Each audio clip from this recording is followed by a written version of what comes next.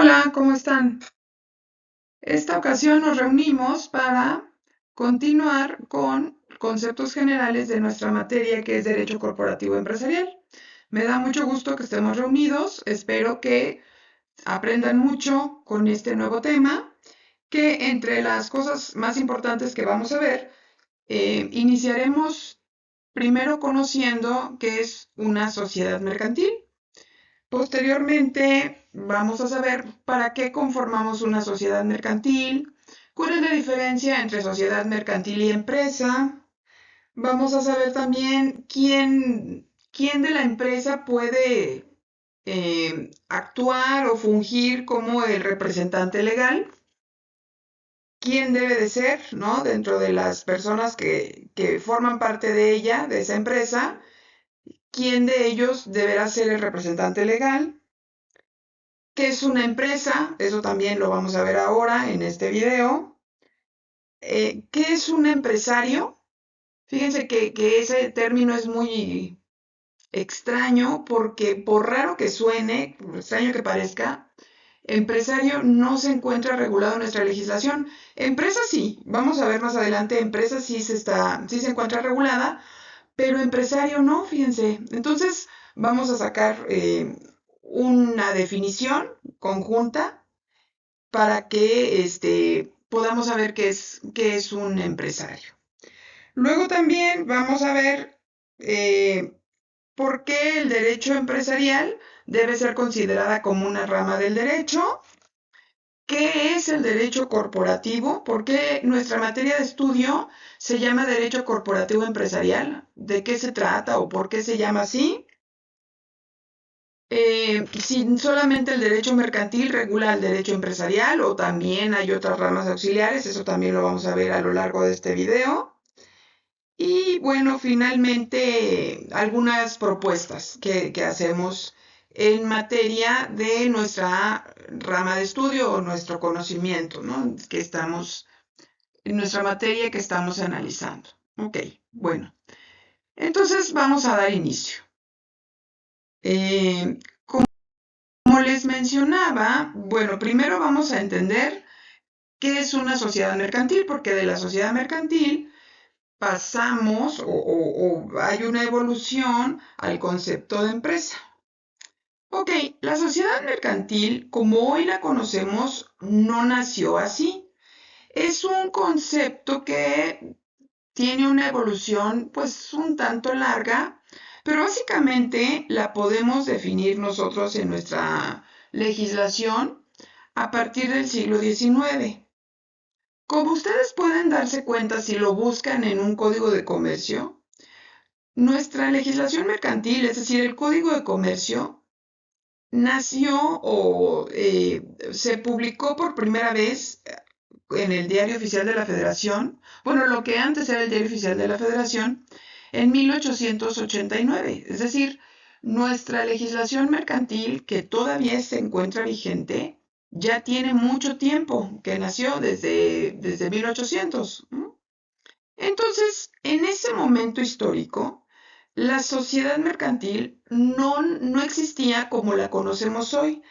Apenas empezaba a evolucionar, a nacer, a surgir. Los abogados se dieron cuenta o consideraron que lo primero y lo más importante para conformar una empresa, lo que hoy entendemos como empresa, como una sociedad mercantil, pues era partir de un contrato.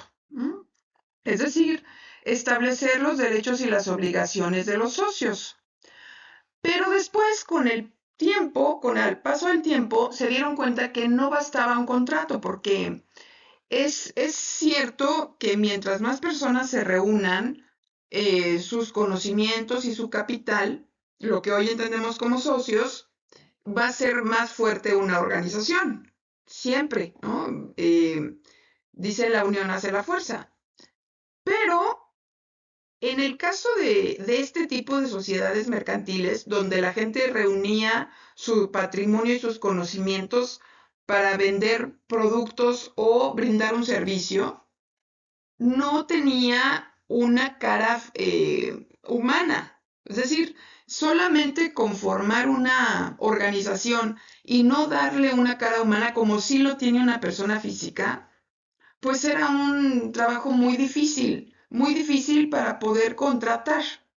Por ejemplo, hoy conocemos a la figura del representante legal, que es quien lleva a cabo todas las contrataciones, todas las responsabilidades y los compromisos de la empresa. Hoy lo entendemos, pero cuando inició la sociedad mercantil, esto no se sabía, no se había podido determinar. Entonces, de esta manera, nace la sociedad mercantil como un contrato, pero pasó un tiempo para que se estableciera la nueva figura que hacía falta, ¿no? A este rompecabezas que hoy conocemos como el representante legal. Entonces, por eso en nuestro Código de Comercio vamos a encontrar figuras jurídicas como la comandita por acciones o la sociedad de nombre colectivo que han prácticamente caído en desuso porque corresponden a esta interpretación de la ley en donde solamente bastaba con un contrato para crear una nueva figura jurídica, pero no respondía a las necesidades de crear una sociedad mercantil. Ahorita vamos a ver cuáles son esas necesidades.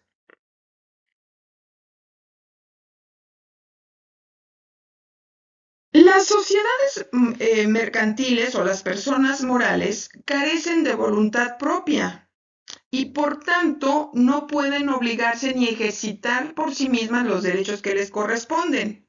Es decir, cuando estos abogados se reunían y solamente celebraban un contrato, pues eso los obligaba entre ellos, ese contrato. Pero ¿de qué manera hacían esta, podríamos decir, transición o llave para poder contratar con otras personas? Por ejemplo, hoy tenemos perfectamente claro que las personas morales pueden comprar, vender, arrendar, contratar trabajadores, vender mercancías, ¿no? Para eso tienes una persona moral.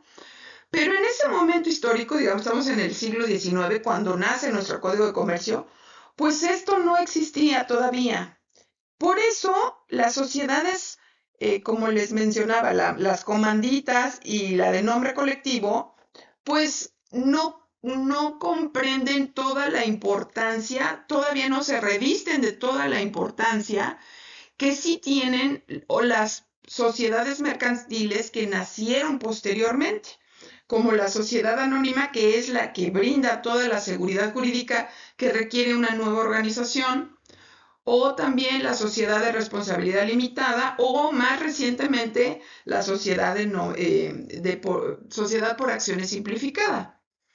Entonces, como les decía, regresando al siglo XIX, hubo que evolucionar un poco más para entender la importancia de la figura del representante legal.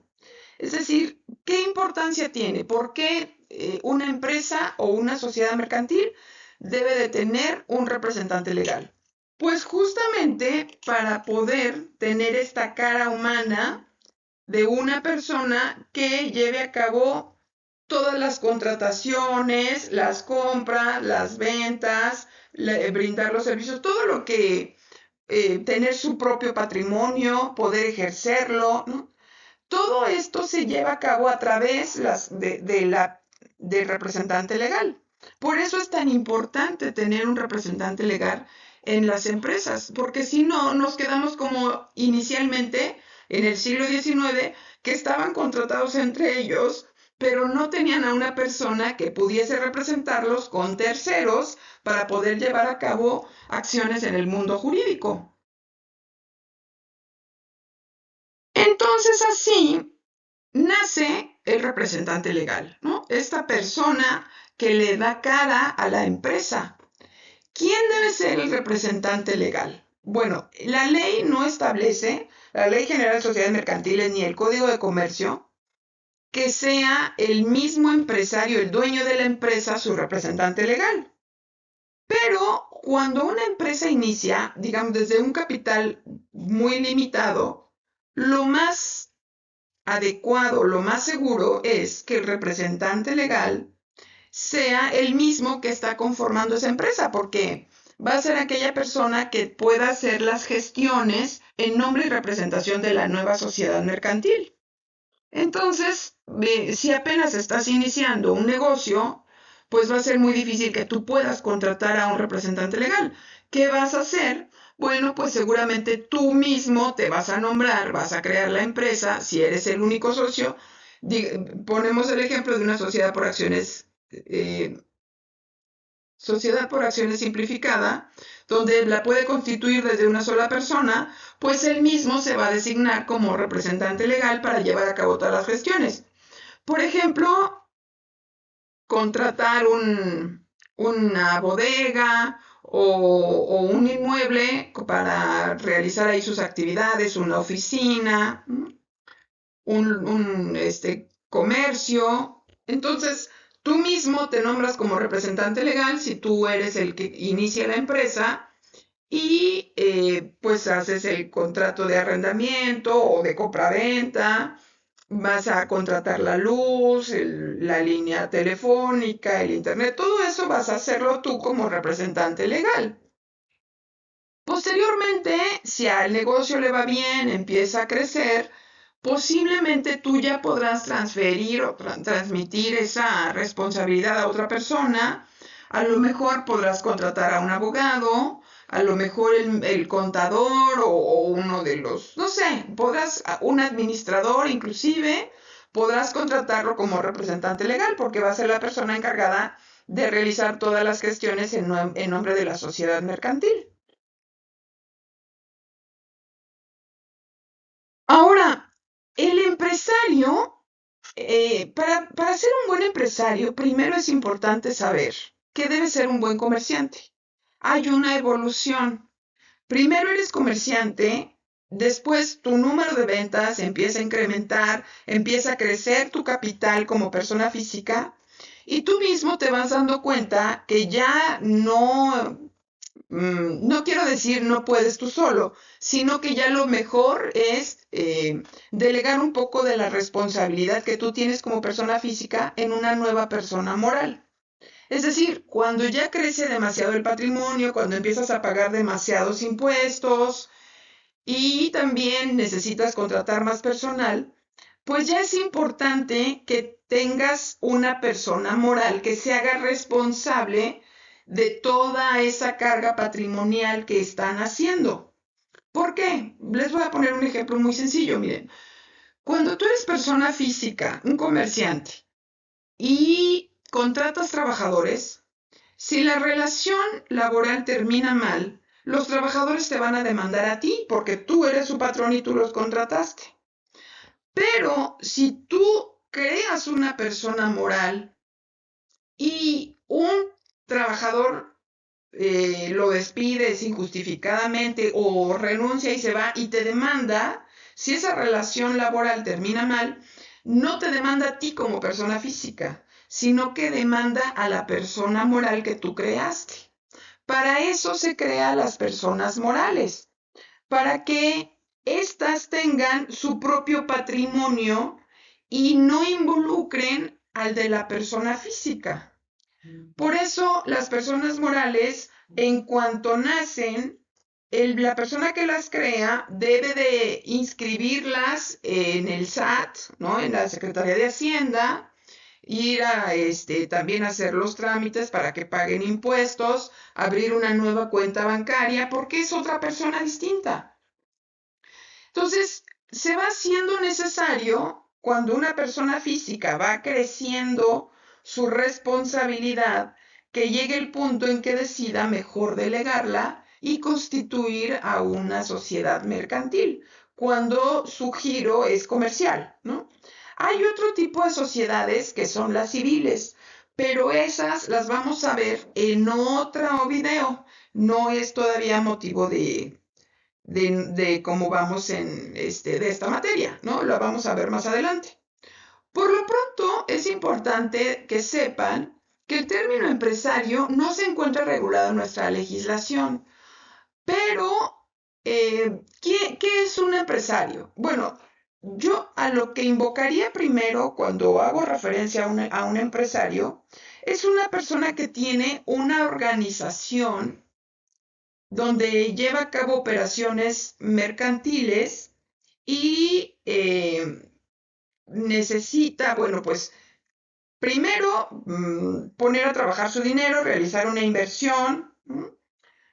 También, bueno, pues arriesgar su patrimonio, ¿no? Y lleva a cabo una inversión y como consecuencia de eso arriesga su patrimonio, contrata personal, tiene a otras personas a su cargo o también pues tiene a cabo, perdón, tiene relaciones con sus socios, relaciones comerciales para ponerse de acuerdo, ¿no? Es decir, es toda una nueva organización diferente de cuando era solamente comerciante.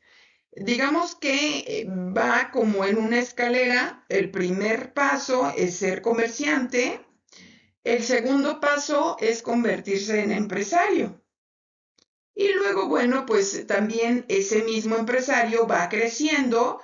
Posiblemente primero sea de una microempresa, después sea de una pequeña empresa, de una empresa mediana y después de algún tiempo muy largo, pues de una grande empresa, si todo va bien y si el negocio prospera.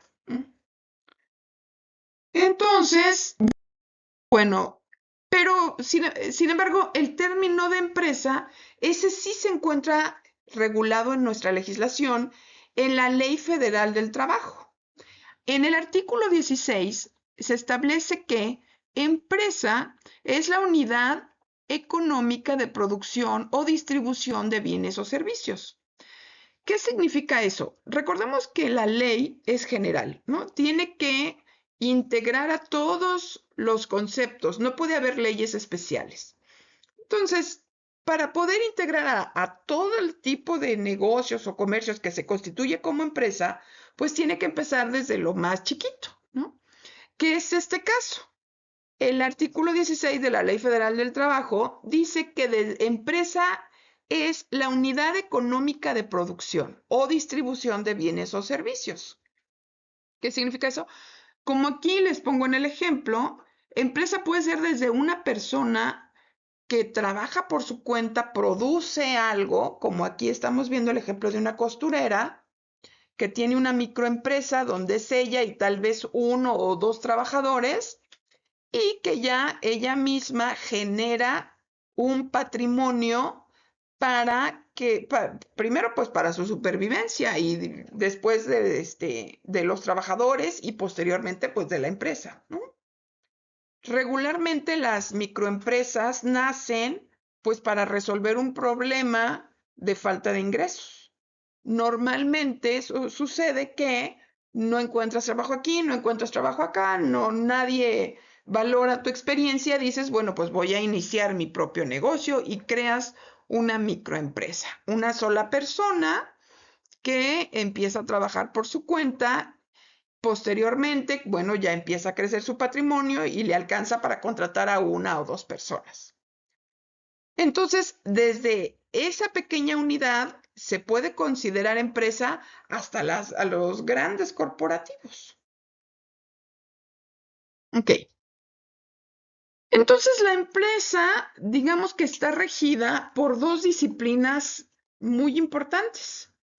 La primera, obviamente, pues es el derecho. Y la segunda es la economía, ¿no? Son dos ciencias sociales. El derecho, bueno, pues como siempre, donde hay una relación humana, debe existir el derecho. Y también, bueno, pues la economía es esta ciencia donde se encargan de estudiar o de medir, pues el bien vivir de las personas, ¿no? Que con los elementos que se tienen, ¿qué podemos hacer para que podamos obtener los mejores ingresos y tener un bienestar en nuestras vidas? Yo así definiría la economía, ¿no? Como la ciencia que se encarga del bienestar de las personas.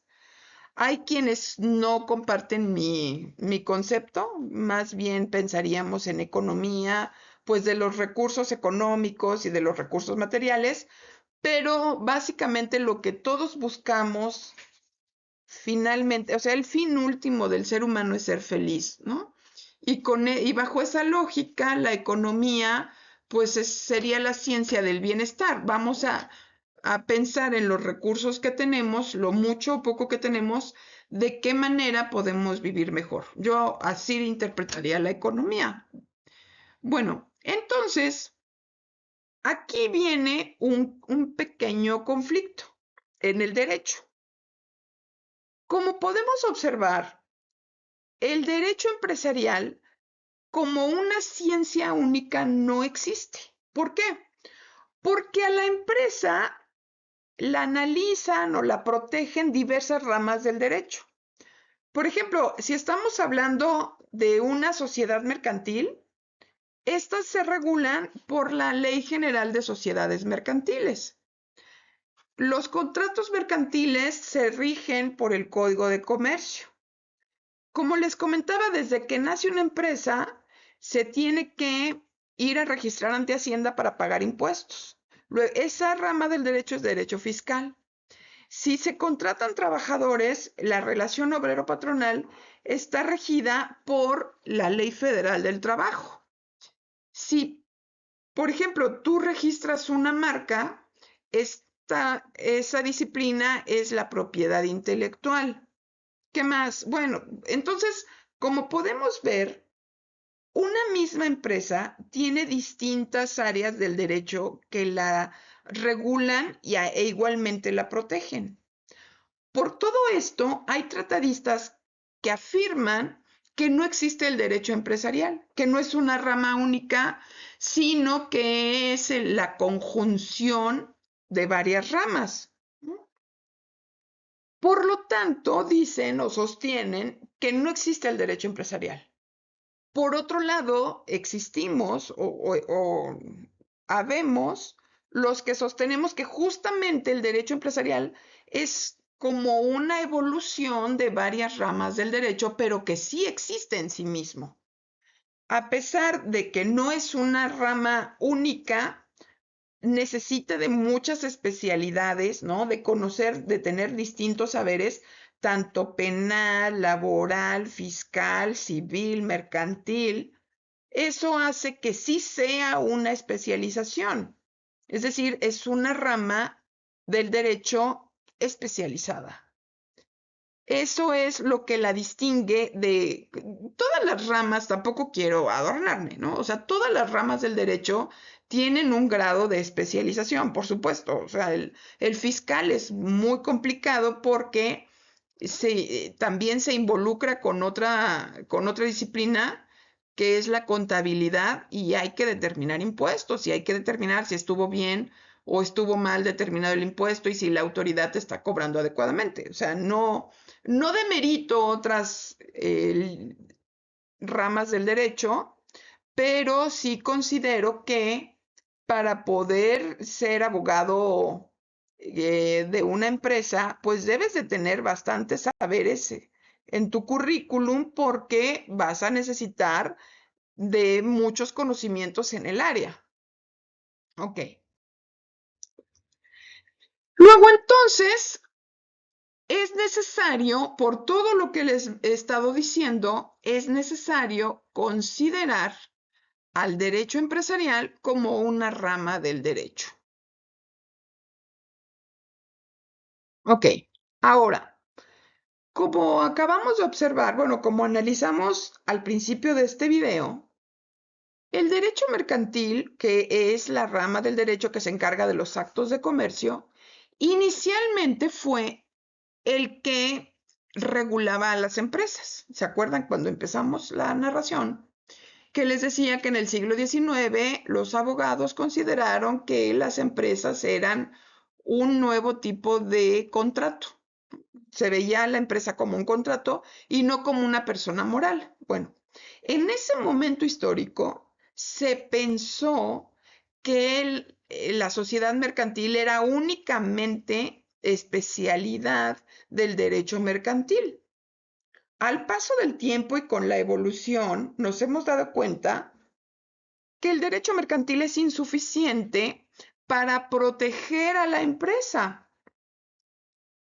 Por lo tanto, el derecho empresarial ha llegado o ha venido a sustituir al derecho mercantil en la protección de las empresas porque hemos visto que el derecho mercantil es insuficiente. Hacen falta muchas otras ramas del derecho. Y por empresa, adicionalmente, podemos entender como el ejemplo que di en la lámina anterior de una sola persona que se encarga de un micronegocio, ¿no? Una costurera, como a una gran transnacional. Las dos son empresas. La microempresa y la grande empresa son empresas.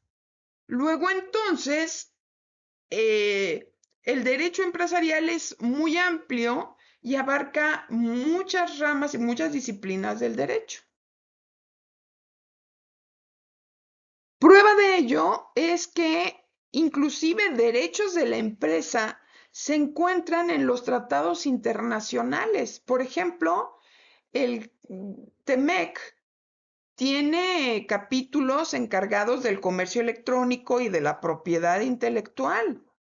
Y también abarca temas en materia de derecho laboral. Entonces, como podemos observar, el derecho empresarial es muy extenso. ¿Sí? Y por lo tanto, el derecho mercantil, bueno, pues es insuficiente para regular a toda la empresa. Ahora, ¿por qué nuestra materia de estudio se llama corporativo empresarial? Bueno, volvemos a regresar un poco a la historia y más o menos por los años 90, ya ven que nuestro concepto de empresa trae una historia evolutiva, trae una evolución. Entonces, más o menos en 1990 se dieron cuenta que las empresas pues necesitaban también una formación como una educación. ¿A qué me refiero? Miren, así como un niño va a la escuela desde que es chiquito y sus papás lo alimentan, lo educan, le dicen qué puede hacer, qué no debe hacer, debe de ir a la escuela, debe lavarse los dientes, debe acostarse. Bueno, más o menos algo similar ocurre con las empresas. Las empresas deben de tener una formación. Si no tienen una formación, muy probablemente esa empresa no va a sobrevivir en el tiempo. ¿Por qué? Porque regularmente es una persona, o sea, vamos a empezar desde una microempresa, ¿no? ¿Qué pasa? Regularmente una persona inicia un negocio y a esa persona se van integrando otras más cuando ven que el negocio va fructificando. Regularmente, esas personas que se van integrando al negocio son familiares. No estoy diciendo que sea obligatorio, también puedes iniciar una empresa con tus amigos, pero regularmente quienes inician las empresas son familia. Cuando inicia la empresa una familia, hay una persona que tiene un valor jerárquico superior de los demás. Estoy hablando de la mamá, del papá, del hermano, alguien que tiene una autoridad moral.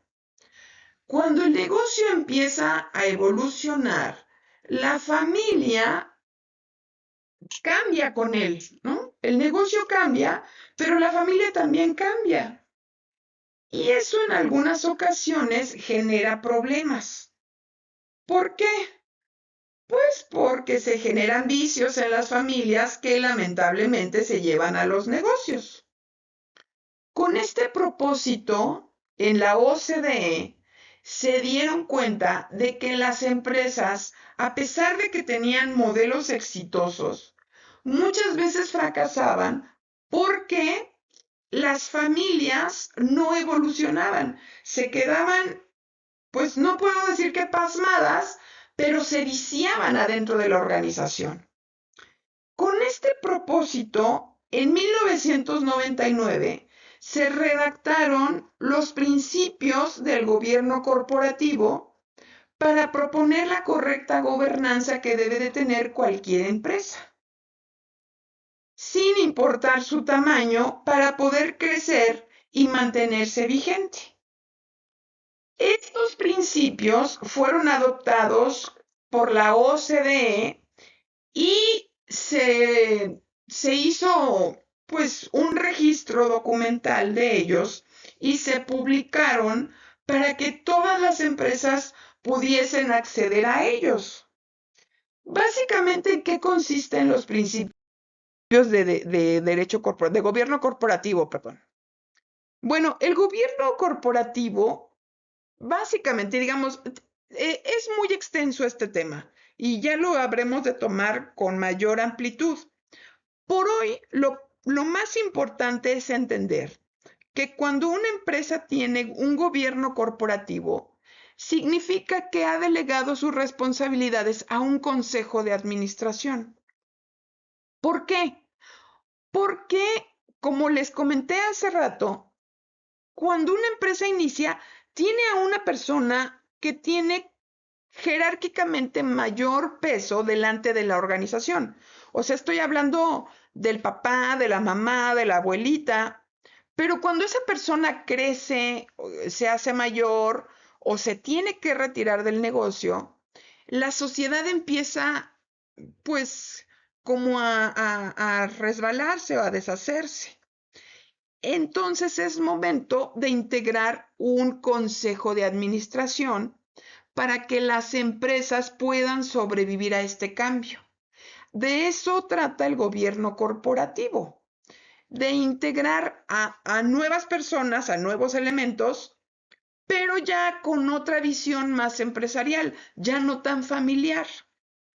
Es importante mencionar también que es un paso muy difícil de un micronegocio, una microempresa a mediana empresa. Es muy difícil integrar un consejo de administración. La mayoría perece en el intento, porque es como les digo, es como ir a la escuela. Entonces, tú ya traes algunos vicios atrás como organización, como familia, y cuando tú contratas o integras de la manera que sea a un consejo de administración, pues adaptarte a las nuevas reglas te resulta muy complicado. Por eso es tan poco escuchado, tan poco conocido estos principios de gobierno corporativo de la OCDE. Pero lo vamos a tratar, son tan importantes y tan necesarios para muchas organizaciones que más adelante los vamos a ver en otro video. Por hoy es importante saber de dónde surge el tema de nuestra materia, derecho corporativo empresarial. Es de los principios de gobierno corporativo de la OCDE. Entonces, ya más o menos tenemos armado el concepto de nuestra materia de estudio. Derecho, bueno, porque es una, podríamos llamarlo relación de hombre a hombre, ¿no? Donde hay que establecer los derechos y obligaciones. Acuérdense que el derecho es la rama que regula la conducta o es la disciplina que regula la conducta del hombre en sociedad. Entonces, las sociedades mercantiles pues son una sociedad y hay que poner reglas, establecer límites y sanciones. Luego entonces, bueno, pues es una rama del derecho, ¿no? Corporativo porque integra los principios de derecho corporativo y empresarial porque regula las empresas. Entonces, ya tenemos conformado el nombre de nuestra materia de estudio, Derecho Corporativo Empresarial. De esta forma, cualquier empresa, sin importar su tamaño, puede fomentar su crecimiento y desarrollo rigiéndose por estos principios, ya que un error muy frecuente, como les comentaba, primero es iniciar un negocio sin reglas, ¿no? O sea, toda la familia se va integrando al negocio, van contratando trabajadores, pero el primer problema empieza cuando se tiene que retirar la persona que inició el negocio e inmediatamente después el siguiente problema es que el negocio sobreviva para la siguiente generación. Es, pues casi es como el salto mortal, ¿no? muy difícil que las organizaciones sobrevivan a estos cambios, pero para eso está, pues, justamente nuestra materia de estudio, y ese es el objetivo, ¿no? ¿Cuál es el objetivo principal del gobierno corporativo? Pues proteger los intereses de los accionistas y grupos de interés, como son los empleados, los clientes, los proveedores y la comunidad, porque esa es otra característica de la empresa. La empresa es muy importante en la sociedad. Todas las empresas son muy importantes porque gracias a las empresas es que se dan trabajo, de que se compran y venden bienes y colaboran cada una desde su trincherita, aunque estén chiquitas, al desarrollo económico del país. Por eso son tan importantes las empresas. Ahora, el gobierno corporativo es así como los castillos, podríamos comentarlo, hacer una analogía. Son importantes, el derecho corporativo es como la base, como los cimientos para que pueda crecer una gran organización. Y contiene temas como la definición de roles y responsabilidades de los miembros del Consejo de Administración, que es la transparencia, la toma de decisiones, la gestión de riesgos, que son temas que poco a poco vamos a ir viendo. No, ahorita se escuchan muy extraños, pero ya que los analizamos no son tan complejos. Las regulaciones, la comunicación clara y honesta con los grupos de interés, entre otros aspectos claves. Por tanto, el gobierno corporativo busca garantizar la sostenibilidad y el valor a largo plazo de la empresa. Por todo ello podemos afirmar que el derecho corporativo empresarial surge de la necesidad de integrar diversas disciplinas que regulan a la empresa bajo principios de gobernanza corporativa. Por eso es tan importante nuestra materia de estudio. Primero, por la protección legal que requiere la empresa, la asesoría jurídica y también los principios del gobierno corporativo, que muy pocas personas, se los puedo asegurar, los conocen. Casi nadie sabe qué es el gobierno corporativo. Por eso tantas empresas sucumben y fracasan, porque no recibieron educación, no fueron a la escuela, ¿sí? Es como, les digo, es como un niño que no llevas a la escuela, pues no va a poder desarrollar, o como un arbolito, como una plantita que no la alimentas, no la riegas, no la pones al sol, pues se va a quedar flaquita siempre, no va a poder desarrollar y seguramente se va a secar porque no la alimentaste, no la dejaste desarrollar, no le diste el sol, el agua, ¿no? Lo mismo que ocurre con las plantitas, ocurre con las personas, pero también con las organizaciones, con las empresas. Las empresas tienen que alimentarse para poder desarrollar, tienen que educarse, ser asesoradas legalmente. Entonces, para todos esos temas de interés está nuestra materia de estudio, el derecho corporativo empresarial.